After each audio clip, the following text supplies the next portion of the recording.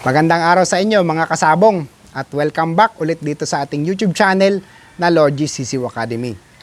So, pag-usapan natin ngayon ang strength and weaknesses ng manok mo. So, it's really important na kilalang kilala mo ang manok mo from head to toe. Now, why? It will determine the direction of your breeding. Kasi, kung alam mo ang mga kagalingan at kakulangan ng manok mo, doon ka magpopondo sa kagalingan at sa kakulangan nila, yun ang i-improve mo. Yun ang kailangan mong i-improve. But before that, dapat alam mo muna kung saan sila magaling, alam mo kung saan sila mahina. So, eto it varies with particular bloodline. Kasi wala namang bloodline na perfecto.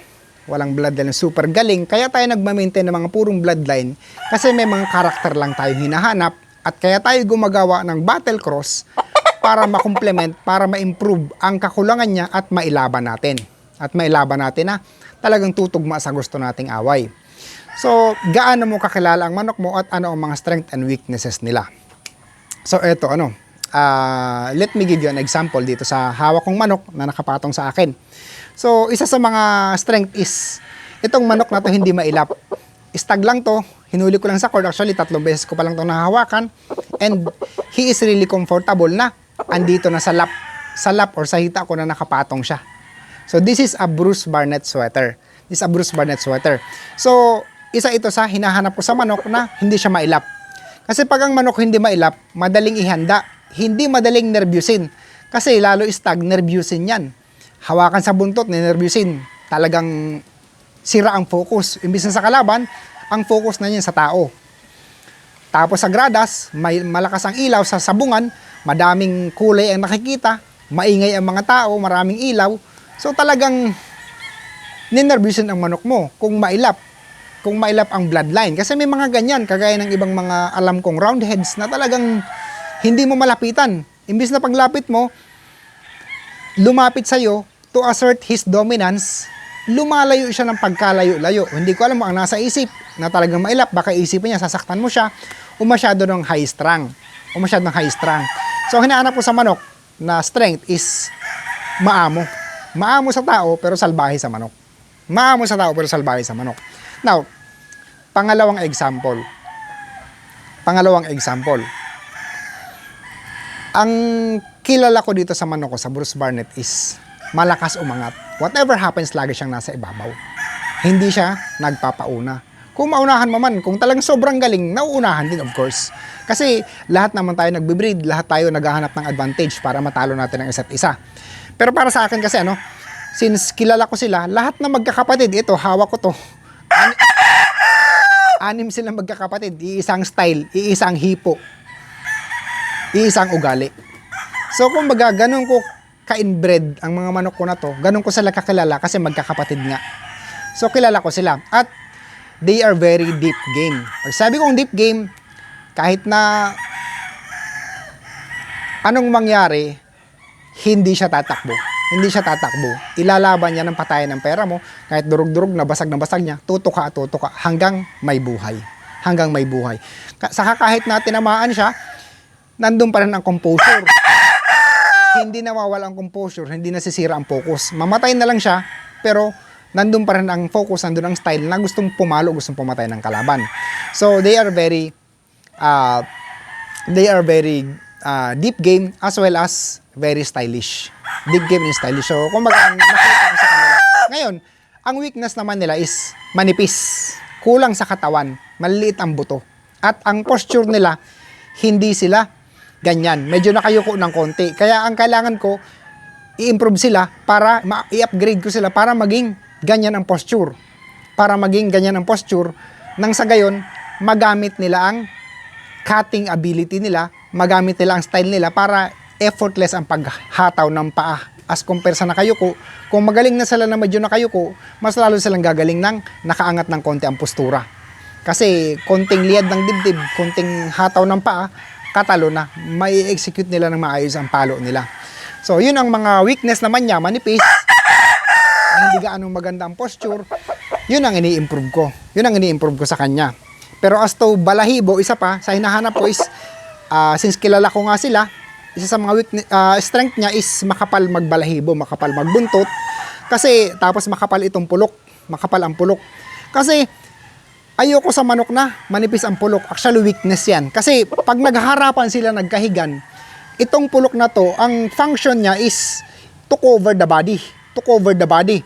Kita nyo, pag itinaas niya tong pulok niya, cover ang katawan niya pag ikinahig mo to sa kapwa niya manok.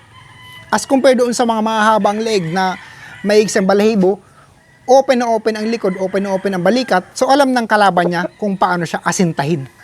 Kung paano siya asintahin pag nagharapan sila sa baba. Pangalawa, gustong-gusto ko rin ang malapad ang buntot, makapal ang buntot, mahaba ang lawi. So this is one of the assets, this is one of the strength ng manok na to. Na kaya nagustuhan ko siya. So since kulang nga siya sa baba, kulang ng buto, pinapasok ko ito sa mga yellow-legged hatch, ina-upgrade ko sa ibang mga sweaters na magko-complement sa kanya na halos related din sa kanya. So, para ma-improve ko siya, madagdagan kong vigor, pinapasok ko siya sa mga ganon. Now, pag na-upgrade ko na sa magiging tapered na ang katawan, hindi na gaanong manipis, medyo bibilog na, gaganda ng postura, yet the character is Bruce Barnett Steel. Pag kinross ko sa mga hatches, that will be a perfect killing combination. Kasi malakas sa taas, may palo sa baba. So, kumbaga, yun ang para sa akin na the best combination. Sa iba naman, sabi natin sa mga roundhead. So, isa sa mga nakikita ko na mga weaknesses ng ibang roundhead is yung pagiging mailap. So, mahirap ihanda ang mga mailap na manok. At saka, kung sa'yo nga, medyo ayaw lumapit, lalo pa sa gradas na may stress, may pressure, may ilaw, may distraction, at yung hapdi ng tari. Pag tinamaan yan, posibleng mawala sa focus, posibleng tumakbo, posibleng magpatay-patayan kasi yun ang magiging coping mechanism nila. Coping mechanism. So, depende sa iyo, kung gaano mo kakilala ang manok mo, doon ka lang pwede mag-upgrade. Doon ka lang pwede mag-upgrade pag kilala mo ang manok mo. Otherwise, kung hindi mo kilala ang manok mo, hindi ka makakapag-upgrade kasi hindi mo alam kung anong upgrading mo, kung anong i-upgrade mo sa kanila. So, it's really important. Kagaya na lang nung kunyari, nagbasaan. So, alam ko ang manok ko, matapang, matibay, so wala akong problema dyan. Kahit umabot ng 10 minuto yan, alam kong tutuka at tutuka, hindi magpapatay-patayan yan. So, pag hindi mo gaanong kilala ang manok mo, medyo mahirap. Ito isa sa mga classic example. Isa sa mga proven ko is sweater hatch na crosses. Ngayon, pag magkukross ako sa ibang manok, say roundhead o kelso, pag binreed mo siya, mag-experiment ka, maglalaban ka. Ngayon, may mga kumalas sa anak. May mga tumakbo sa anak, maraming talo sa anak, hindi nagkakat. Ngayon, sino ang sisisihin mo? Yung ipinasok mong bloodline o yung manok mong bloodline na proven mo? O, di ba ang isisisihin mo yung ipinasok mong bloodline? Hindi sila compatible, hindi sila bagay. So, it boils down kung paano mo kakilala ang manok mo, tatanggalin mo yung ipinasok mo na bloodline. Kahit gaano pa kamahal yan, kung ang resulta sa'yo hindi maganda, alisin mo. Kasi kumbaga, sisirain lang yan ang mga manok mo eh. Sisirain lang ang manok mo. Kaya nga, kung mapapansin nyo sa karamihan ng farm, iilan lang ang bloodline ng kada isa na sumikat. Kasi doon lang sila nagpo-focus. At yun lang ang kinikilala nilang manok nila. The rest siguro nasubukan na nila, hindi bagay, hindi na nila tinuloy. Hindi na nila tinuloy. Kaya it's really important. Ngayon, may lumabas, binirid mo ang manok mo sa ibang bagong dating. Kagaya ng experience ko, binirid ko sa posom ng isang sikat natin na wag natin banggitin. Binirid ko. Maganda ang resulta. Ang gaganda ng mga anak. Pagdating ng 7 months, 8 months, nabubulag. May marex. Ngayon, pinatay ko lahat. Siguro mga 40 yun. Babae, lalaki, stagna. So,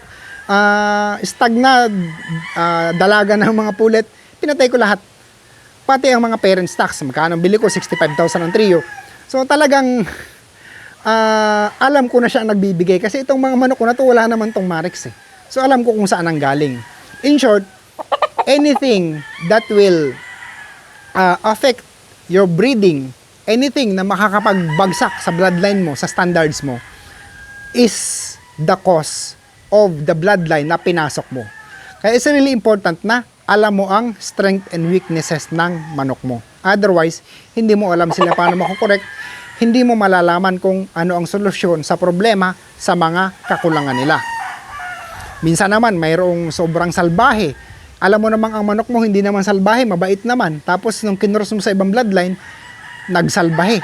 So ibig sabihin, yung bloodline na yun ang nakasira sa bloodline ng manok mo. Tapos ang manok mo naman, malakas umangat, binreed mo sa ibang bloodline, nawala ang angat, puro na lang baba, tapos naturo ang humabhab or dumakot or tumuka bago pumalo. So ibig sabihin, yun ang nakasira, nawawala ang karakter ng manok mo, hindi sila compatible. So kumbaga, those are the really important things na alam mo sila. So isa pa, itong mga manok na to, sa marking nila, may isang lumabas na pagkagwapo-gwapo. Ang ano niya, ang postura niya parang 5K sweater na talagang sobrang gwapo. Ngayon, since sobrang gwapo niya, binukod ko siya, hiniwalay ko siya. Hindi ko siya isinama sa magkakapatid. The reason why is most probably mismark yun. Either mali ang pagkakamarking ko, habang nagmamarking ako, may dumating na tao, kinausap ako, nagkamali ang pagkakamarking ko. Or, ang tao ko, ang breeder ko, ang nagko-kolekta ng itlog, mali ang pagka-number doon sa itlog versus sa breeding pen.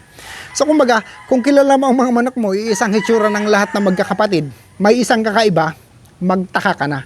Kahit anong galing niyan, kahit anong tibay niyan, kahit anong ganda niyan, wag na wag mong isasali sa breeding kasi posibleng makasira yan sa breeding mo. Kasi hindi siya consistent eh. Iba ang hitsura niya eh. Iba ang fighting style niya, iba ang tayo niya.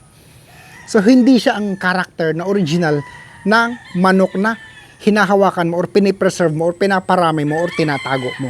So what is important sa isang breeder is you can judge the consistency. So maliit pa lang kilala mo ng hitsura ng manok mo. Lalo pag laki. Alam mo ng ugali nila, alam mo na sila tumayo, alam mo tumilaok, alam mo sila magbuntot. So kumbaga makikita mo 'yun. O kaya naman eto, binreed mo, magkakapamilya. Binreed mo, may lumabas na may depekto na ang paa piki masyado. O kaya may konting tawag nito, may konting bukol sa likod, ang tawag ng kuba. So hahanapin mo na lang ngayon doon sa pamilya nila kung sino ang materialis mo na nagbabato ng ganun. So napakadali ng troubleshooting ng breeding kung kilala mo ang manok mo at alam mo ang mga pinapasok mo ng mga bloodline. Kung hindi, kung talagang sumasakay ka lang sa mga sikat, bili ka ng bili ng mga manok sa kung saan-saan, problema mo yun. In the future, sasabog ang breeding mo kasi you don't put enough time to learn your chickens. You really have to learn your chickens. You really have to know them. You have to know their strength and weaknesses. So yun lang guys. Maraming salamat sa inyong lahat. Master Marcos ulit ito ng Team Logis.